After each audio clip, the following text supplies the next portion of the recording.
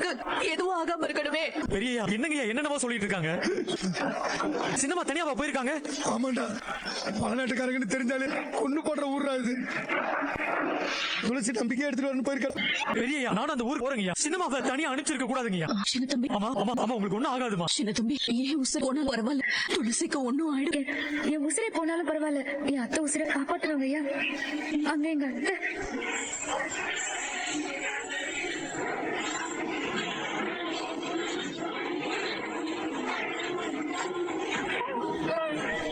தயவு செஞ்சு எங்க அத்தைய நீங்க தான் காப்பாத்தணும். அபிராமி நாச்சியார் அத்தை சாக கிடக்குறாங்க.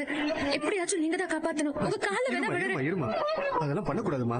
கொஞ்சம் பெரிய மனசு பண்ணுங்க ஐயா. ஊர் பகைய மனசுல வச்சுக்கிட்டு பழி வாங்கிடாதீங்க. இந்த பாருமா, ஊர் பகைக்கும் எனக்கும் எந்த சம்மந்தமும் கிடையாது. எனக்கு எல்லா உசுரும் ஒண்ணுதான். ஆமா, நாச்சியார் அம்மாக்கு கொடுத்தது கரம்ப காட்டு விஷயம் ஏதாவது சொன்னாங்களா? ஆமா ஆமா, அதேதாங்க ஐயா, அதேதான். கரம்ப காட்டு விஷயம் தான்.